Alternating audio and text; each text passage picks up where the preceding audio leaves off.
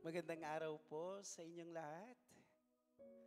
Yan, sa araw na ito, pag ninilay-nilayan natin ang mga huling salita ni Jesus habang siya ay nakapako sa krus. Pero friends, hindi ito basta mga last words. Ito ay mga salita ng buhay, salita ng pag-ibig at salita ng tagumpay. Ang bawat isa ay may mensahe na para sa atin ngayon kung paano tayo pinatawad, niligtas, minahal at tinawag. Kaya ang title sa oras na ito ay Seven Words That Change the World. Yan, so umpisa na po natin. Ang unang salita ni Jesus, salita ng kapatawaran. Sabi niya sa Luke chapter 23 verse 34, Ama, patawarin mo sila sapagkat hindi nila alam ang kanilang ginagawa. Habang siya'y sinasaktan, pinagtatawanan at pinapako, ang unang sinabi ni Jesus ay, patawarin mo sila. Grabe, no? Sa gitna ng lahat ng sakit, pinili pa rin ni Jesus na magpatawad. Paano tayo? Minsan, kahit sa mga maliit na bagay, nahihirapan tayong magpatawad. Kung si Jesus nga habang nakapako sa krus nagpatawad, kaya rin natin magpatawad sa kapwa. Iyon ay sa tulong niya. So ngayon po ay dadako tayo sa ikalawang salita ng Panginoong Hesukristo, ang salita ng kaligtasan. So winika ni Jesus Christ sa Luke chapter 23 verse 43, gayon din ay makakasama kita sa paraiso. Yung isang kriminal na nakapako sa tabi ni Jesus, walang mabuting ginawa at walang pagkakataon na makabawi. Pero sa isang salita lang ni Jesus, nasigurado ang kanyang kaligtasan.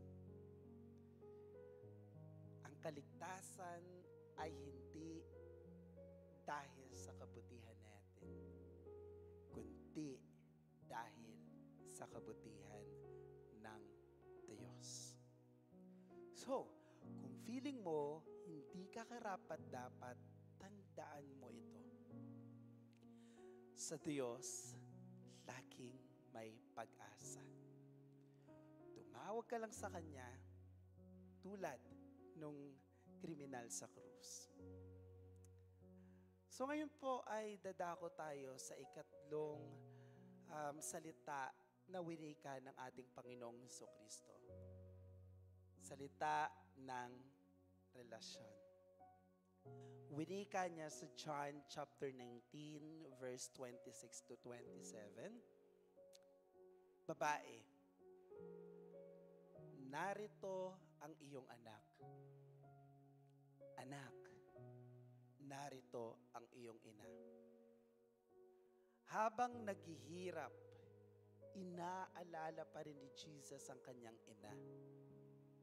Hindi niya binitawan ang relasyon kahit nasa bingit na ng kamatayan. Ganyan ang puso ni Jesus. Mahal ang pamilya, mahal ang mga relationship. Pinapalakas niya ang mga bagong pamilya sa pananampalataya. Ikaw, kumusta ang relationships mo? Baka ito na ang pagkakataon or panahon para magpatawad, magpakumbaba, bumalik sa pamilya. Ngayon naman po ay dadako tayo sa ikaapat na salita ng Panginoong Hesukristo. Salita ng paghihiwalay. Winika ni Jesus sa Matthew chapter 27, verse 46. Diyos ko, bakit mo ako pinabayaan? Ito na yung pinakamasakit na sandali. Si Jesus, na laging kasama ang Ama, ngayon ay tila iniwan na. Pero ginawa niya ito para dalhin ang bigat ng kasalanan natin. Naramdaman mo na ba na parang iniwan ka ng Diyos? Si Jesus din, naranasan niya yan. Pero kahit minsan, parang tahimik si Lord, remember this, hindi siya nawawala. Kaya kumapit ka dahil hindi kanya iiwan. Ngayon naman po ay dadako tayo sa ikalimang salita ng Panginoong Hesus, ang salita ng pagkauhaw. Sabi niya sa John chapter 19 verse 28, nauuhaw ako. Hindi lang ito tungkol sa uhaw na katawan. Dito, makikita natin ang pagkatotoong tao ni Jesus. Nakaramdam siya ng sakit, gutom, uhaw, katulad natin. At pwede rin itong mag-represent ng uhaw ng ating kaluluwa na naghahanap ng Diyos. Ikaw, anong uhaw mo ngayon? Uhaw ka ba sa pag-ibig? O pagtanggap? O uhaw ka ba sa layunin? Si Jesus lang ang makakabusog sa uhaw ng puso natin. Kaya lumapit ka sa Kanya. Ngayon naman po ay dadako na tayo sa ika-anim na salita ng Panginoong Jesucristo. Ang salita ng tagumpay. Sabi sa John chapter 19 verse 30, naganap na. Hindi siya nagsabing tapos na, kundi it is finished. Ang ibig sabihin, mission accomplished. Bayad na ang utang ng kasalanan natin. Panalo na tayo sa pamamagitan niya. Kapatid, hindi mo kailangang pagtrabahuan ang pagmamahal ng Diyos dahil tinapos na niya lahat sa krus. Simple lang. Tanggapin mo ang biyaya ng Diyos. Huwag nang magpakaalipin sa guilt or shame. Live free. And finally, sa kanyang huling salita, ito ay ang salita ng pagsuko. Sabi niya sa Luke chapter 23 verse 46, Ama, sa mga kamay mo, iniaalay ko ang aking espiritu.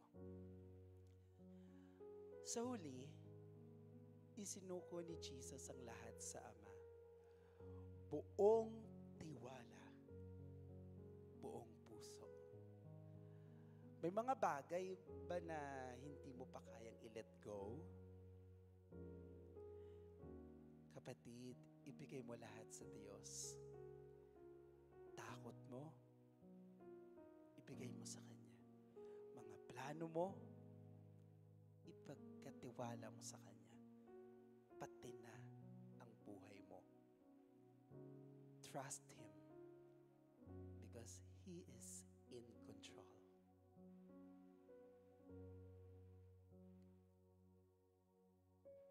Ang 7 last words ni Jesus ay hindi lang para sa Holy Week. Ito ay paalala araw-araw. Paalala na ano? Araw-araw, paalalahanan natin ang ating sarili. Kapatid, pinatawad ka. Niligtas ka. Minahal ka. Naiintindihan ka. Tinatanggap ka. Pinagtagumpay ka. At tinatawag kang sumuko at sumunod. So ngayon, narinig mo ang mga salita ni Jesus. Anong tugon mo? Kailangan mo bang magpatawad? Gusto mo bang magsimulang muli kay Jesus? Buksan mo ang puso mo sa Kanya. He is waiting for you. And if you feel na gusto mong kausapin si Jesus Christ, let me help you. Manalangin tayo ng sama-sama. Angkinin mo na itong panalangin ko ay ito na rin ang panalangin mo. Pwede kang sumabay, pwede kang manalangin sa isipan mo. Let's pray. Panginoon, salamat po sa mga huling salita ni Jesus na nagsisilbing liwanag at gabay sa aming buhay. Salamat sa kanyang pagpapatawad, sa kanyang sakripisyo, at sa kanyang tagumpay na nagbigay daan sa aming kaligtasan.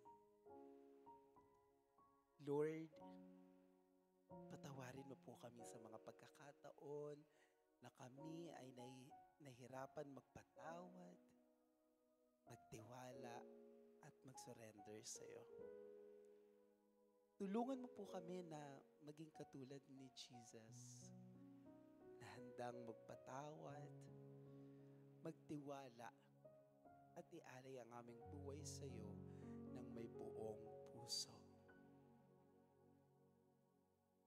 Lord, ang lahat ng ito ay aming inilalapit sa iyo.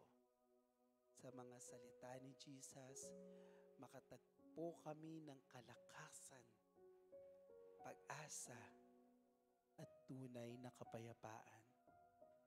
Gabayan mo po kami sa araw-araw at palakasin ang aming pananampalataya. Ito po ang aming dalangin sa pangalan ni Jesus. Amen. God bless everyone. At naway pagpalain tayo ng Panginoong Hesukristo. Bye for now.